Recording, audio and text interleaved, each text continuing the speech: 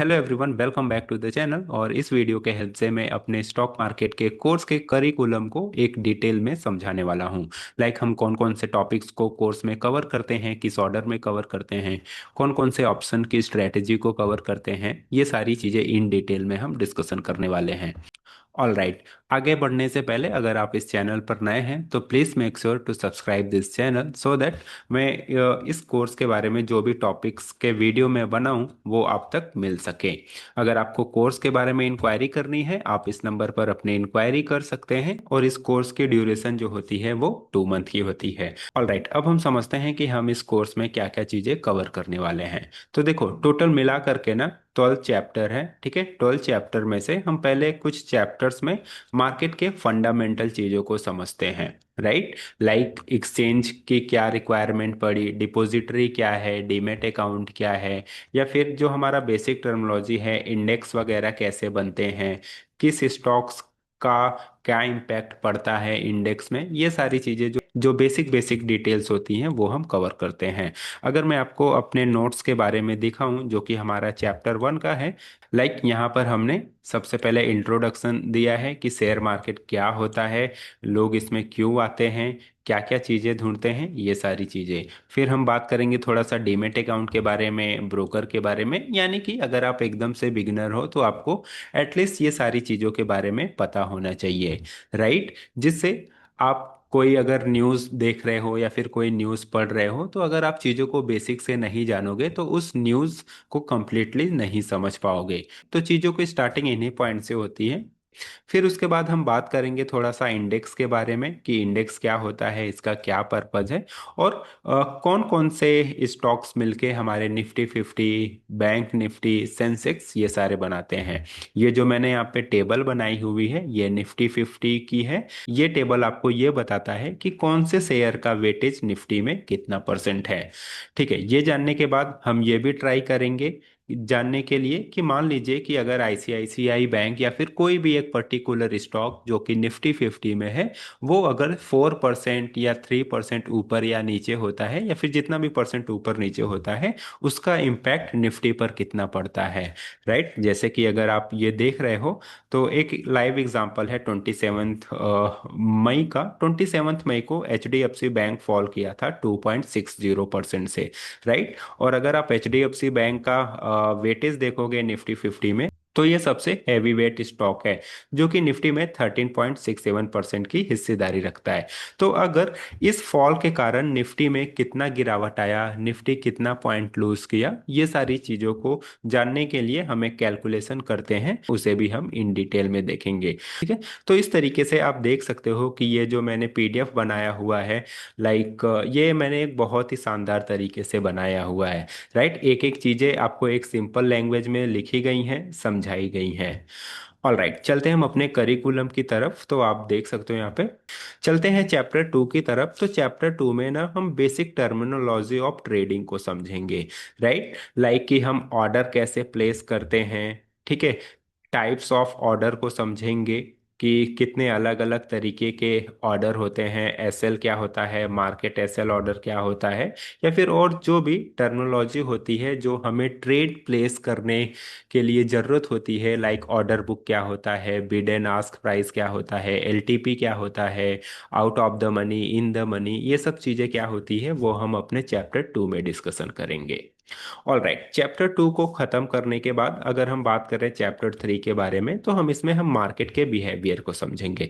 देखो, चाहे कोई भी इंडेक्स हो, कोई भी स्टॉक्स हो, सारे ना एक बिहेवियर फॉलो करते हैं। बिहेवियर फॉलो करते हैं, इसका कहने का ये मतलब है कि अगर आप चैप्टर 2 के स्टॉक प्राइस के फेज को देखेंगे ना, तो आपको समझ आएगा कि सारे ही ये पैटर्न फॉलो करते हैं। सारी चीजें जो है इसी स्ट्रक्चर को फॉलो करती हैं।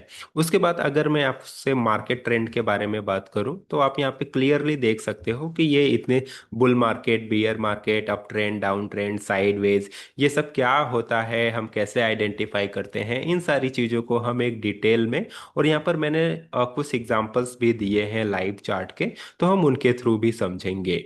राइट। जैसे कि आप, अगर मैं बियर मार्केट के बारे में बात करूं तो हम बियर मार्केट को कैसे आइडेंटिफाई करते हैं, कौन से टाइम फ्रेम के कैंडल को देखते हैं, क्या कैरेक्टरिस्टिक होता है, कैसे लोअर लो हाई लो ये सारी चीजें बनते हैं, तो इन सारी चीजों के बारे में ना हम एक डिटेल डिस्कशन करने वाले हैं।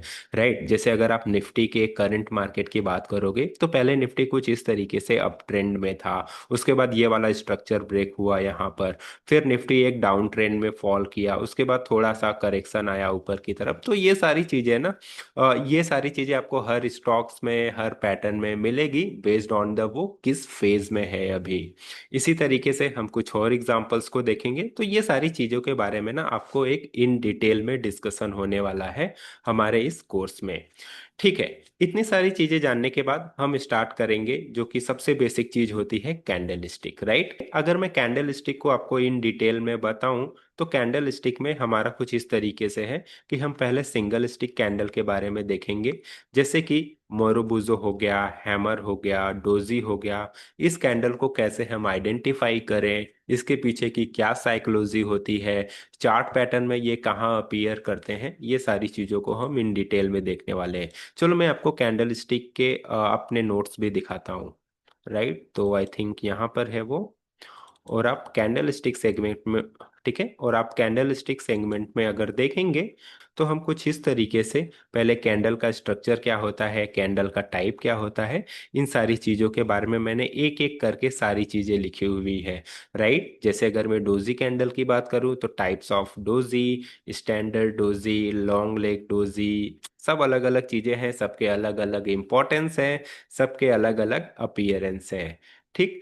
अब इस कैंडल पर हम ट्रेड कैसे लेते हैं, क्या साइकोलॉजी होती है, कहाँ पर एग्जाम्पल है, चार्ट में कैसे आइडेंटिफाई करें, ये सब चीज़ें मैंने इन डिटेल में लिख रखी है। जैसे अगर हम हैमर कैंडल की बात करें तो आप यहाँ पे देख सकते हो क्लियरली कि हैमर के पीछे की क्या साइकोलॉजी होती है, ये कहाँ पर अपीयर होता है, ये हैमर कहाँ पर वैलिड होता है, कहाँ पर इनवैलिड होता है, अगर हमें चार्ट में अपने हैमर दिख रहा है तो हम उस पर ट्रेड कैसे करें, ये सारी चीजें आपको मिलने वाली है।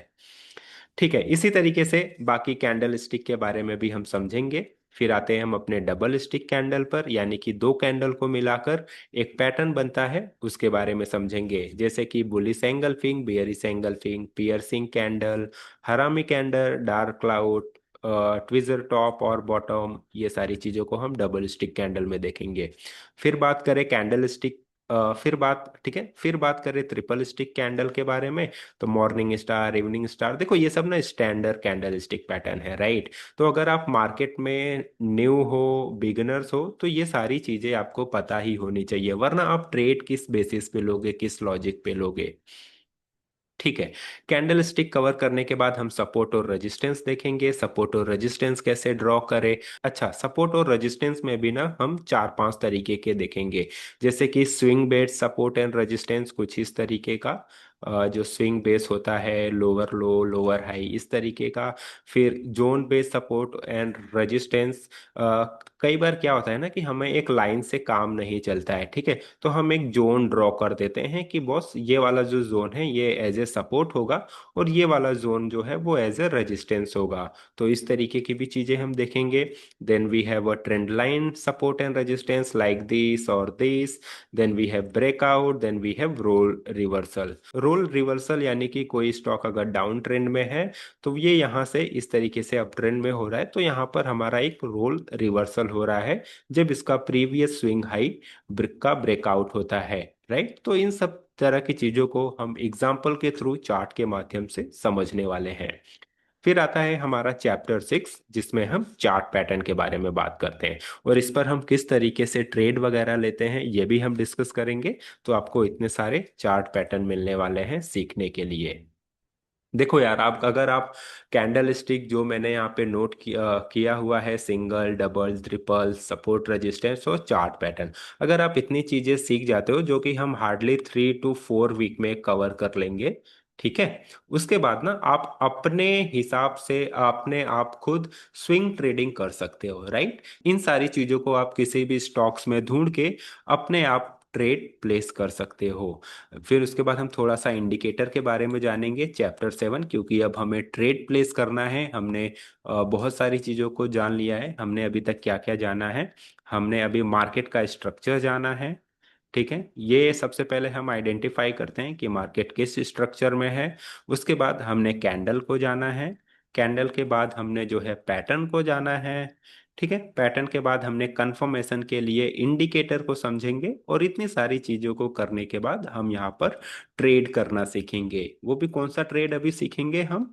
स्विंग ट्रेडिंग सीखेंगे, राइट। डायरेक्ट हम ऑप्शंस में नहीं घुसेंगे, क्योंकि यार ऑप्शंस में जाने के लिए ना आपको एक बेसिक अंडरस्टैंडिंग होनी चाहिए। आपको ट्रेड की समझ होनी चाहिए कि जो हम स्टॉप लॉस लगा रहे हैं या फिर जो हम टारगेट पॉइंट लगा रहे हैं वो सच में चीजें होती हैं, आपको उसको होते हुए देखना है। तो अगर आप ये चीजें को एक्सपीरियंस करना चाहते हैं तो ये बेस्ट चीज है कि आप स्विंग ट्रेडिंग में पहले स्टार्ट करें, अपना डिसिप्लिन मेंटेन करें, जो भी चीज सीखे हैं आप उसे अप्लाई करें, और वो चीजें आप लाइव होता देखें।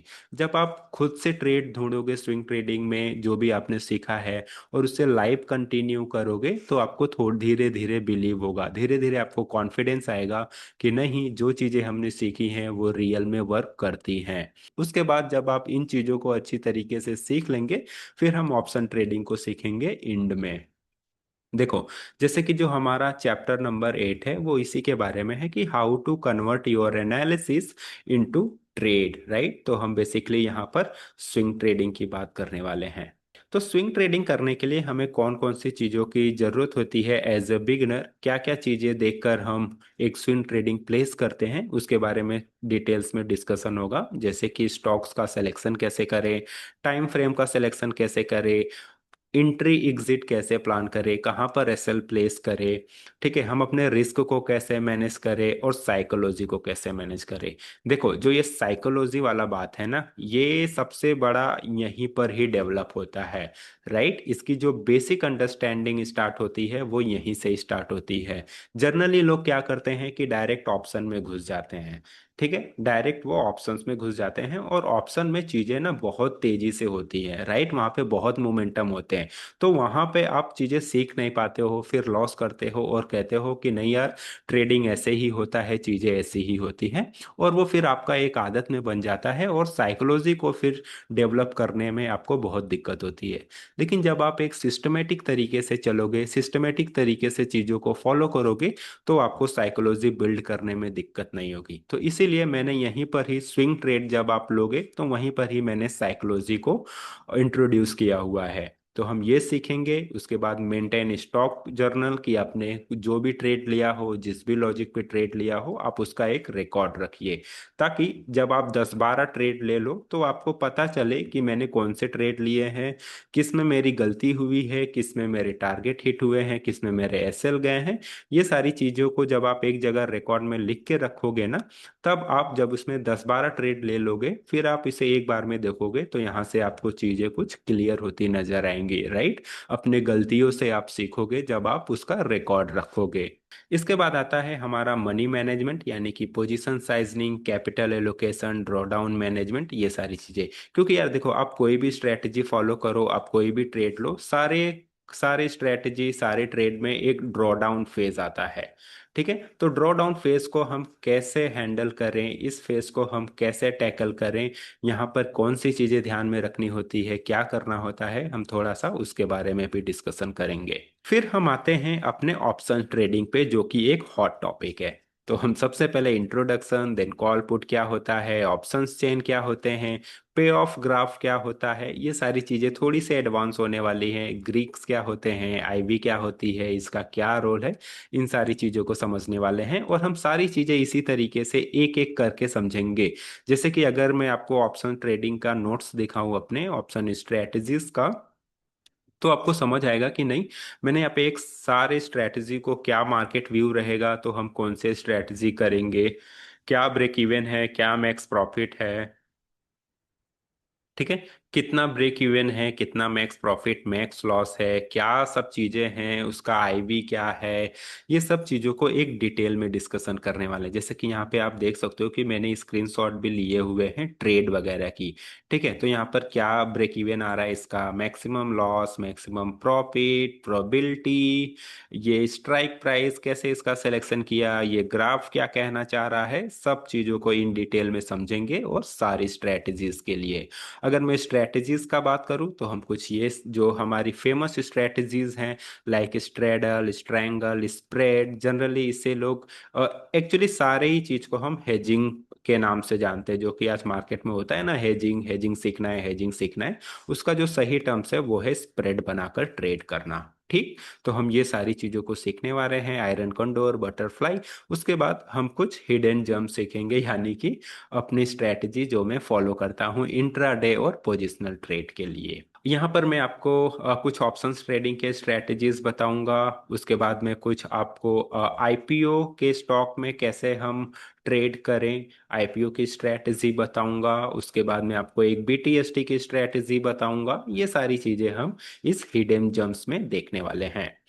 ऑल राइट, देन हमारा जो लास्ट टॉपिक रहेगा, trading psychology and discipline mastery. Right, देखो अब अगर आप सारी चीजों को सीख गए हो, सारी चीजों को जान गए हो, लेकिन अगर आप उसके अनुसार नहीं चल रहे हो, उसे नहीं फॉलो कर रहे हो, तो बॉस चीजें बेहतर नहीं होंगी। जैसे चल रही है, अकाउंट ब्लो हो रहा है, अकाउंट ब्लो होगा फिर होगा।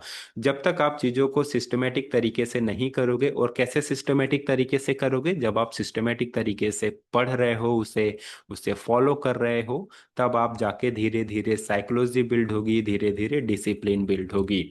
और इन चीजों में ना टाइम लगता है, तो इसीलिए हमने इस कोर्स का ड्यूरेशन जो है वो 2 मंथ का रखा हुआ है। राइट, तो आई होप अब आपको चीज़ें समझ में आ गई होंगी। ये है हमारा कोर्स स्ट्रक्चर। अगर किसी को कुछ भी डाउट हो या फिर और उसे डिस्कशन करना हो, तो प्लीज़ आप इस नंबर पर हमें कांटेक्ट कर सकते हैं। आई होप आपको चीज़ें समझ में आई होंगी। अगर स्टिल आपको कोई डाउट हो या फिर कोई कंफ्यूजन हो या फिर कोई जानकारी चाहिए कि बैच कब से स्टार्ट हो रहा है, क्या प्राइसिंग वगैरह है, तो आप हमें उस नंबर पर कांटेक्ट कर सकते हैं।